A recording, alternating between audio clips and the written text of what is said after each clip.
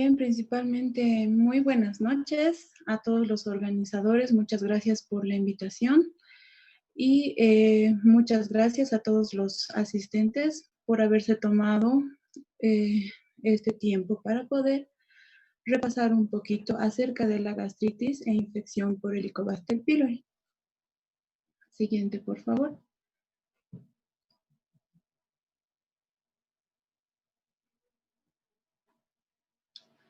¿Qué es lo que vamos a tratar hoy? Un poquito de la introducción, epidemiología, la infección aguda, la infección crónica, qué es lo que vamos a tener en presentación clínica, en el diagnóstico y los diferentes tratamientos para esta infección. Siguiente, por favor.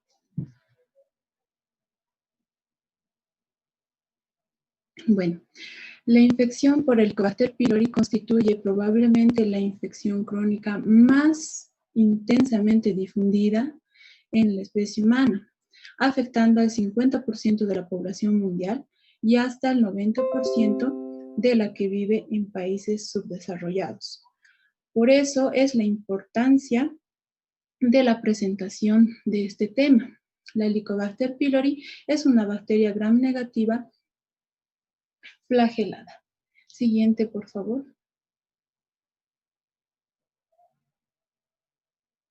Bueno, hablando acerca de la epidemiología, la prevalencia indica que guarda relación con la edad, con el nivel socioeconómico y con el país de origen.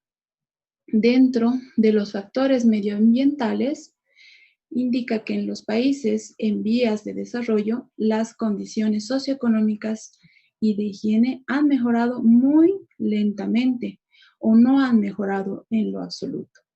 Es por eso que se dice que en los países subdesarrollados existe infección en niños de 8 a 10 años. Por otro lado, en regiones occidentales, la infección se encuentra en personas menores de 40 años. Y en Estados Unidos, la infección se da más frecuentemente en personas de 50 años. Dentro de los factores genéticos, varios estudios indicaron que los gemelos monocigóticos, que son los gemelos idénticos, tenían un índice de concordancia de infección mayor que los gemelos disigóticos. Siguiente, por favor.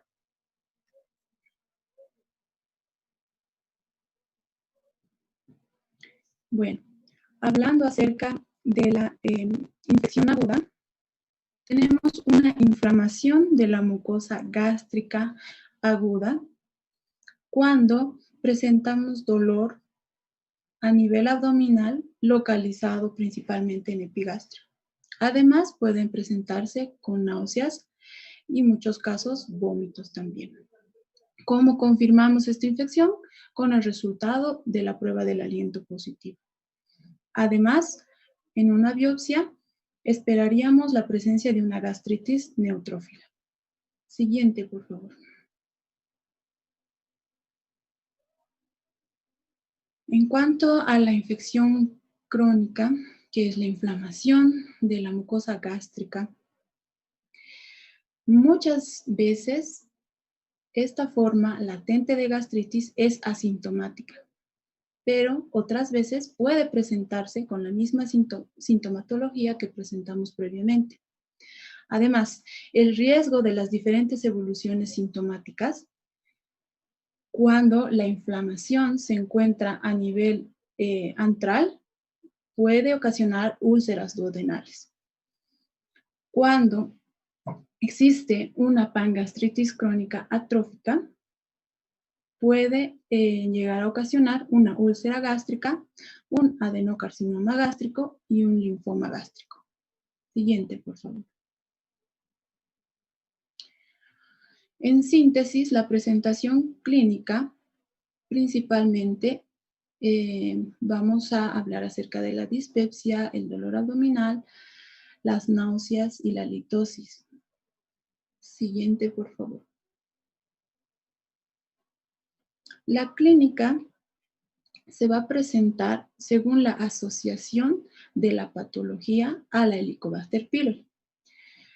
En esta diapositiva tenemos la asociación de la úlcera péptica con la Helicobacter pylori.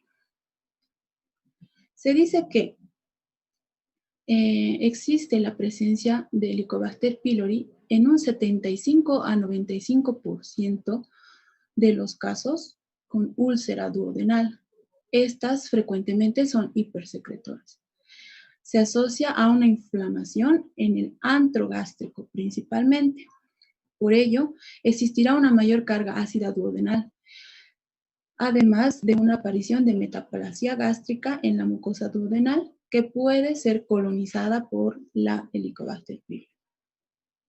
Por otro lado, tenemos que a la Helicobacter pylori puede asociarse la úlcera gástrica en un 60 a 80% de los casos.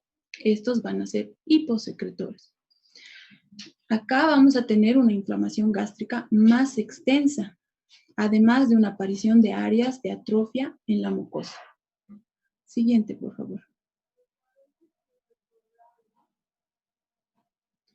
Bueno, esta bacteria también se asocia a bastantes otras patologías, como es el cáncer gástrico. Desde 1994, a esta bacteria se la ha considerado como un carcinógeno tipo 1, que quiere decir definitivo. Aquellos pacientes con serología positiva para Helicobacter pylori tienen el riesgo levemente mayor de presentar un adenocarcinoma gástrico que los que no son infectados.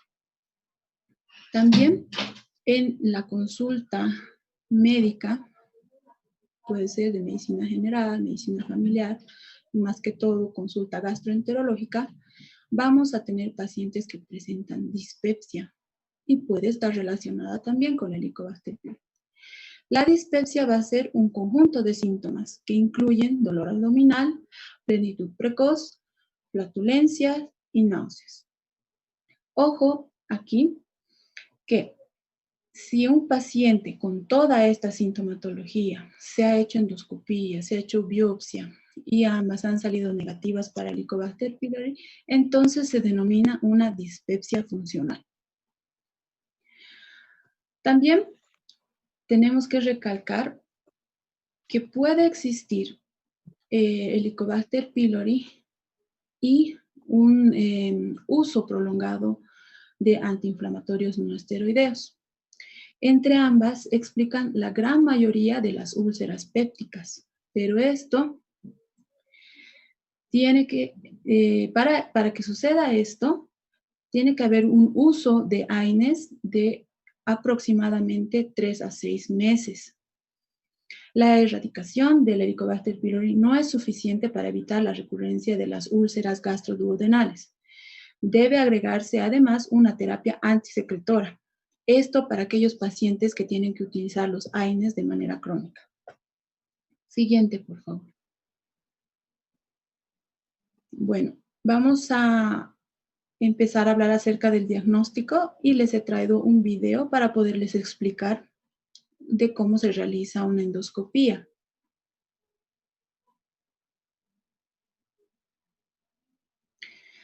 Ingresamos el gastroscopio por la cavidad oral, observamos el esófago en sus 3/3, superior, medio e inferior. Llegamos hasta la cavidad gástrica y observamos el lago mucohialino. Observamos los pliegues gástricos e insuflamos un poco para poder observar mejor si hay alguna alteración en la mucosa. Ahí estamos entrando ya al antro.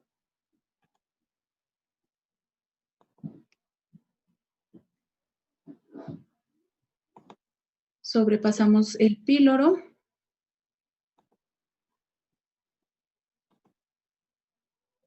Ahí está.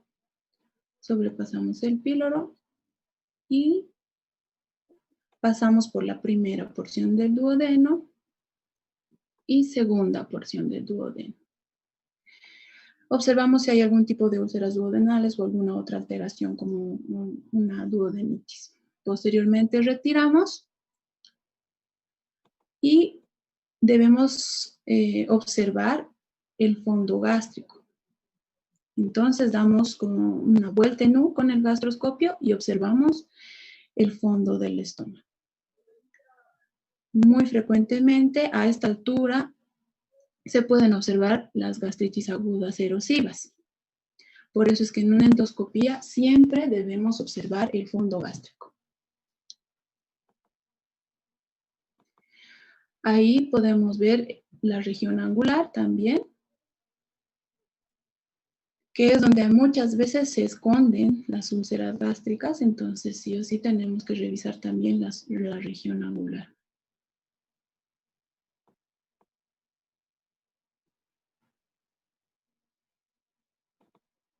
Insuflamos un poquito más para que podamos observar si la mucosa gástrica del paciente tiene algún tipo de alteración. Si la mucosa está adelgazada, si hay presencia de úlceras, si hay presencia de nódulos, que es muy característico en infecciones con Helicobacter pylori, una mucosa nodular, como empedrado. Entonces, eso es muy, muy característico de la infección por esta bacteria. Insuflamos un poquito más y vamos observando. Posteriormente, tenemos que realizar la toma de biopsias. La toma de biopsias se la realiza de manera sistemática. Primero 2 de antro, luego 2 de cuerpo gástrico y luego de región angular. La toma de biopsias es variable entre paciente y paciente. Por ejemplo, si hacemos una endoscopía diagnóstica para ver si se trata de la infección de la Helicobacter pylori, suficiente con estas 5. Pero, ¿qué tal si al ingresar a la cavidad gástrica nosotros observamos una lesión grande, deprimida, que se asemeja mucho a un cáncer gástrico? Entonces las biopsias ya son mayores. Pueden sacarse aproximadamente entre 8 a 10 biopsias en esos casos. Por eso es que es variable, entre paciente y paciente es variable, pero mínimamente en una endoscopía diagnóstica se deben realizar 5.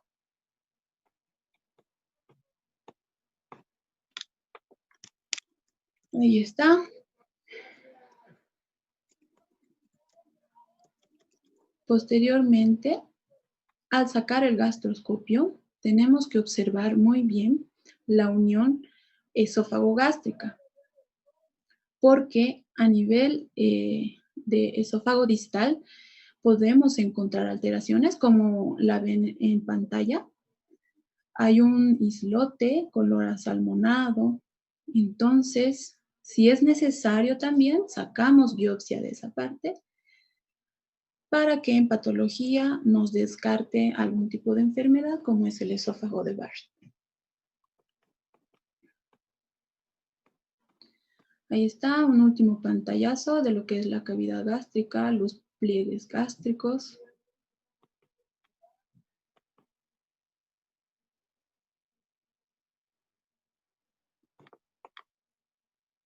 Y el esófago, lo que les decía. Observar bien la unión esófago-gástrica. Como hay un poquito de alteración, entonces también se va a proceder a la toma de biopsias de esa región. Mucho mejor si la biopsia se toma en el borde, donde hay el cambio de coloración asalmonada. Sí sangra un poco, pero con un poquito de agua se enjuaga y no hay más problema. El sangrado calma espontáneamente.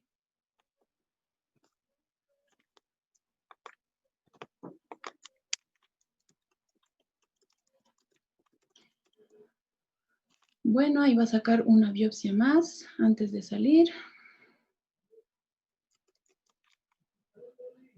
Obviamente estas biopsias tienen que estar separadas.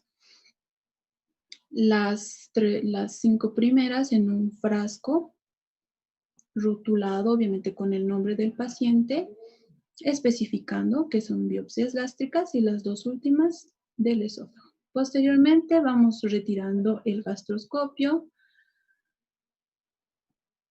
por todo el esófago hacia la cavidad oral. Siguiente, por favor. Bueno, ahora sí vamos a hablar acerca de un poquito más acerca del diagnóstico. Ya dijimos que deberíamos hacer una biopsia y esta biopsia tiene que tener múltiples. Dos de antro, dos de cuerpo y una de incisura angular. Puede ser variable de paciente en paciente. La biopsia ha sido considerada como el método de diagnóstico de elección. La tinción estándar con hematoxilina eosina es excelente para determinar la inflamación activa, crónica o confirmar la presencia de Helicobacter pylori. Esta tinción se utiliza cuando podemos observar bastantes bacterias de Helicobacter pylori en la muestra, pero en caso de que sean mínimas o escasas, podemos utilizar la solución argéntica. Dentro de las pruebas no invasivas tenemos tres. La primera, las pruebas serológicas tienen tanta sensibilidad y tanta especificidad como la de la biopsia. La prueba de ureasa en el aliento sí podría ser efectiva, pero muchas veces los microorganismos están en pequeñas cantidades, por lo tanto nos podrían dar falsos negativos. Generalmente la prueba de ureasa en el aliento se utiliza para verificar la erradicación del Helicobacter pylori en pacientes que ya hayamos iniciado antibiótico terapia. Y también tenemos la prueba de antígenos en heces, que por ahora no es tan fiable, que digamos, y además que también nos sirve para verificar la erradicación de la bacteria, pero tendríamos que esperar por lo menos unos 3 meses después del tratamiento para poder realizar esta prueba. Siguiente, por favor. En cuanto al tratamiento, tenemos antibacterianos como la amoxicilina, claritromicina, metronidazol, tetraciclina y bismuto. Tenemos antisecretores. Los antagonistas de los receptores de histamina 2 van a ayudar a disminuir la acidez gástrica. Los inhibidores de la bomba de protones van a ayudar a disminuir al microorganismo, en este caso el Helicobacter pylori. Y el citrato de bismuto de ranitidina, que ya no se está utilizando actualmente. Bueno, tenemos protocolos de tratamiento. Acá, en Bolivia, generalmente utilizamos un inhibidor de la bomba de protones más 2 antibióticos. A este esquema podemos añadirle o no el bismuto. El siguiente, por favor. Bueno, ahora les vamos a hablar acerca de los esquemas de tratamiento. Siguiente. En abril del 2017, en esta revista nos habla de dos tipos de esquemas, uno de primera línea y otro de segunda línea. Siguiente, por favor. El de la primera línea es la terapia cuádruple sin bismuto. Acá entra el omeprazol de 20 miligramos cada 12 horas, la amoxicilina de 1 gramo cada 12 horas, la claritromicina 500 miligramos cada 12 horas y el metronidazol 500 miligramos cada 12 horas. Una puta bomba. Todos estos durante 14 días. Siguiente, por favor. El esquema de segunda línea Ya es una terapia cuádruple con bismuto. Entonces le añadimos primero doxiciclina. Si no funciona, le añadimos, le rotamos a levofloxacina. Y si no funciona, podríamos utilizar el pilera. El pilera contiene bismuto, tetraciclina y metronidazol. Siguiente, por favor.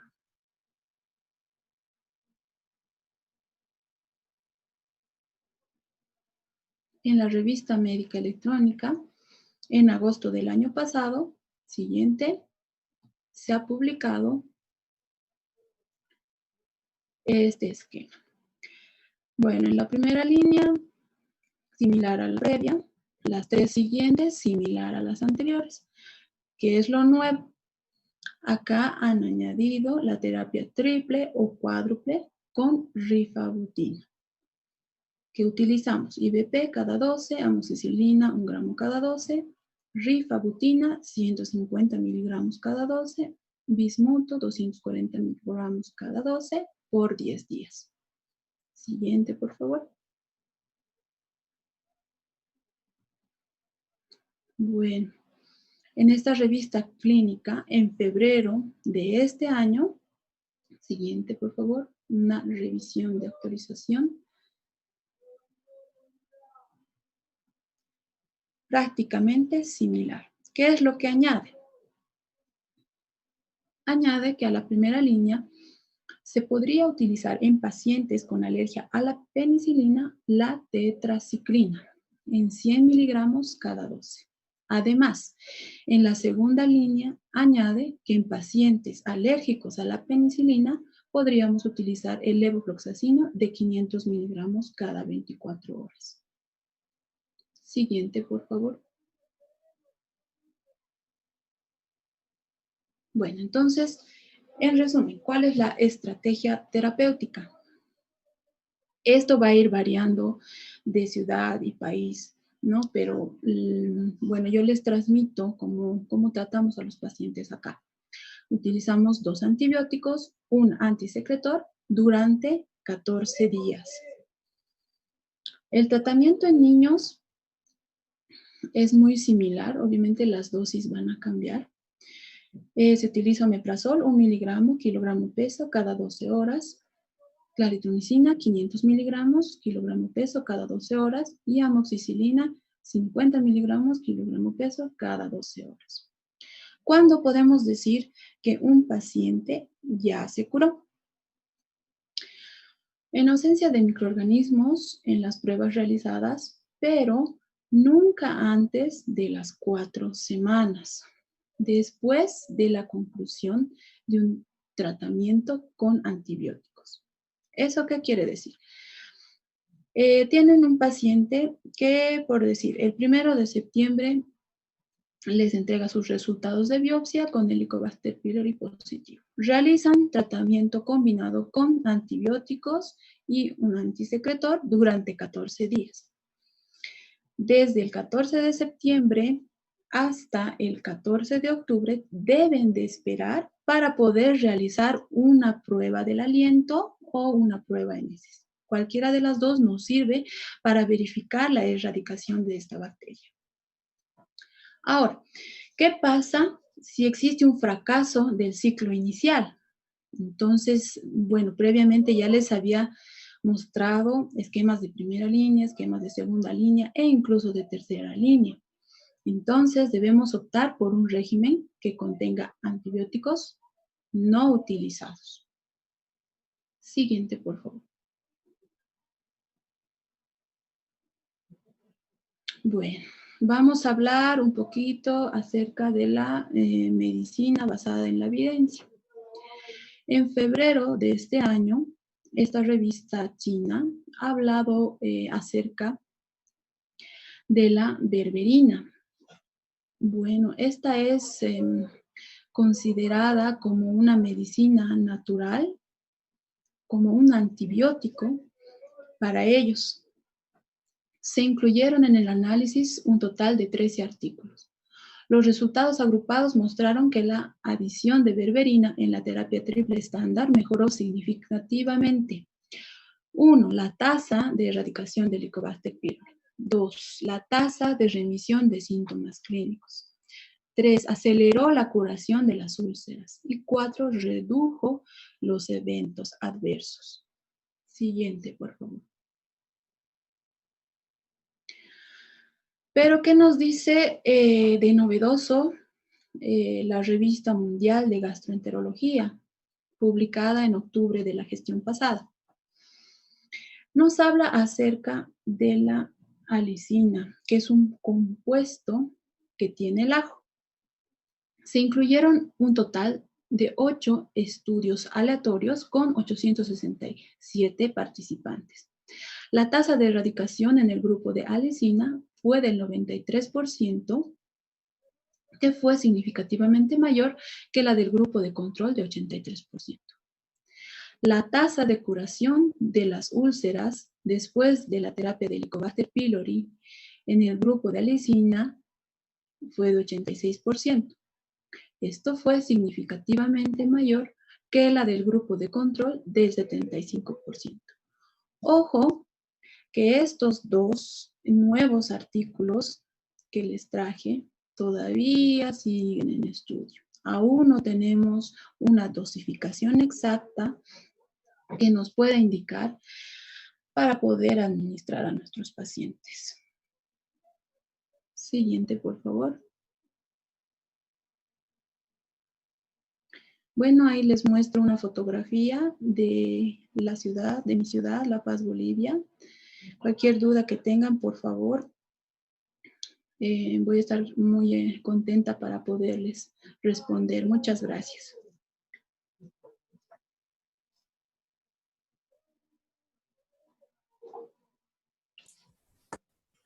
Muchas gracias por su excelente ponencia, doctora Pamela. Tenemos la primera pregunta. Dice, doctora, buenas noches. Gracias por la ponencia. ¿Por qué debemos realizar la prueba a las 4 semanas? ¿Qué es lo que influye? Bueno, generalmente cuando nosotros realizamos la terapia para el Helicobacter pylori, como ya les había mencionado, utilizamos 2 antibióticos y un inhibidor de la bomba de protones o antisecretor durante 14 días. Después de los 14 días, nosotros debemos realizar una terapia de mantenimiento. ¿Y con qué se realiza el mantenimiento? Igualmente con un tratamiento antisecretor durante 2 semanas. Después de esas 2 semanas, tenemos que ver cómo está el paciente. No podemos retirarle de golpe la medicación. Tenemos que ir disminuyendo poco a poco. Si antes estuvimos con un IBP cada 12, pues entonces vamos bajando a un IBP cada 24.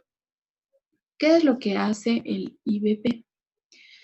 Disminuye la cantidad de estos microorganismos. Entonces, por lo menos tiene que pasar entre 14 días a un mes para que no nos den falsos negativos y estemos seguros de que se haya erradicado la bacteria.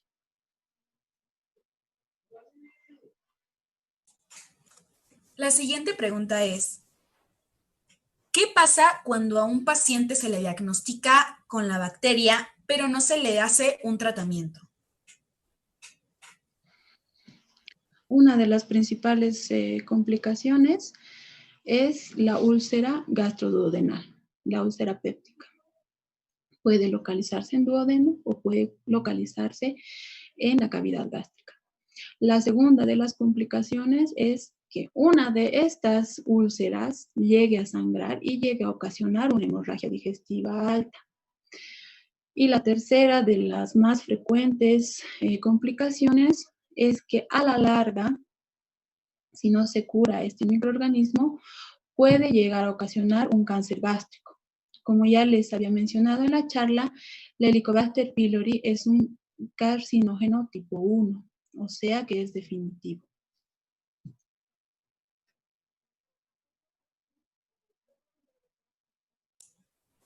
La siguiente es, ¿Qué significa en el Helicobacter pylori las tres cruces? Ah, bonita pregunta. Bueno, cuando nosotros enviamos la muestra de la biopsia, la patóloga o el patólogo observa en el microscopio las bacterias según la tinción que él prefiera. Si tenemos campo lleno, significa tres cruces. Si tenemos 50% del campo lleno, significan dos cruces. Y si solamente vemos pequeños microorganismos que están oscilando dentro del campo, solamente es una cruz. De todas maneras, las tres son positivas y las tres deben de ser tratadas. Perfecto. La siguiente pregunta es, ¿alargar el tratamiento hasta los 14 días puede influir en el desarrollo de resistencia de las bacterias a los antibióticos? Bueno, se ha dicho que 7 días no nos sirve de mucho. 10 días estaría por ahí como que sirve, como que no sirve. Entonces se ha establecido, se han hecho varios estudios que con 14 días de antibiótico-terapia estamos llegando a la dosis máxima. Y con esos 14 días podemos asegurar la erradicación de la bacteria de la Helicobacter pylori.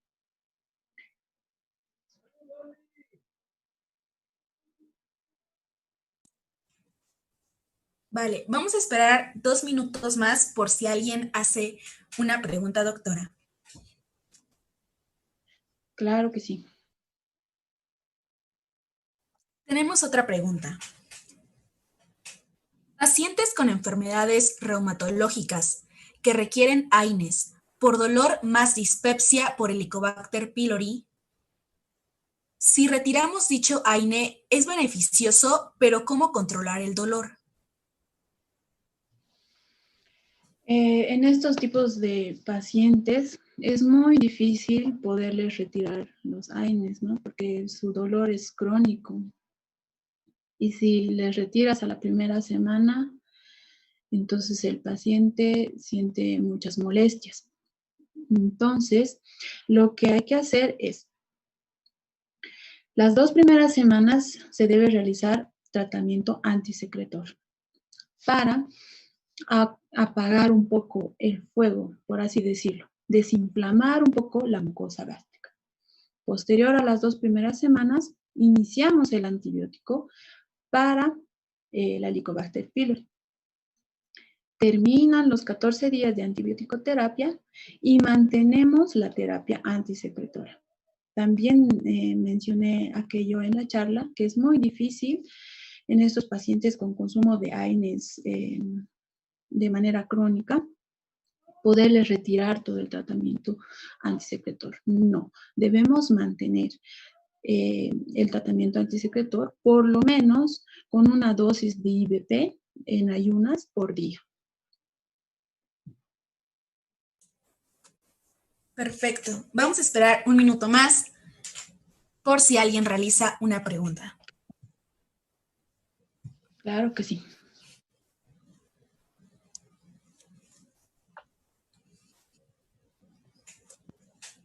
Tenemos otra pregunta. ¿Cómo sería el manejo a un paciente de 65 años con antecedente de gastritis y dispepsia si la paciente no quiere hacerse la endoscopía? Esto es muy común. Hay muchos pacientes que no toleran la introducción del gastroscopio por cavidad oral. Entonces, se podría utilizar la serología. La serología es tan sensible como las pruebas de toma de biopsia. Tienen un alcance del 90% de sensibilidad de podernos dar un resultado positivo. Entonces, una vez que tengamos el resultado de la serología, se puede iniciar el tratamiento de antibióticos y explicarle, ¿no?, al paciente que una vez termine la antibiótico-terapia, toda esa sintomatología de la dispepsia también va a disminuir.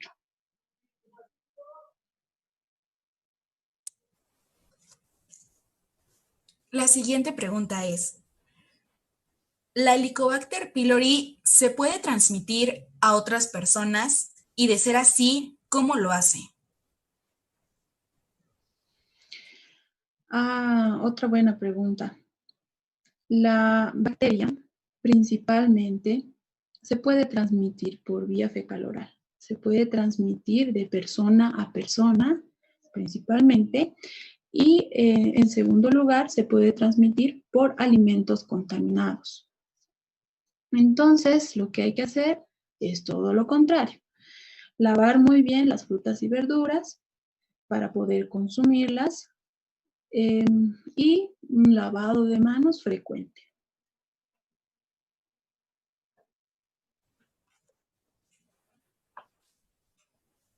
Al parecer son todas las preguntas. Nuevamente agradecerle que haya participado con nosotros y esperamos contar con usted en un próximo webinar, doctora Pamela. No, muchas gracias a ustedes por la invitación nuevamente y muy buenas noches. Buenas noches.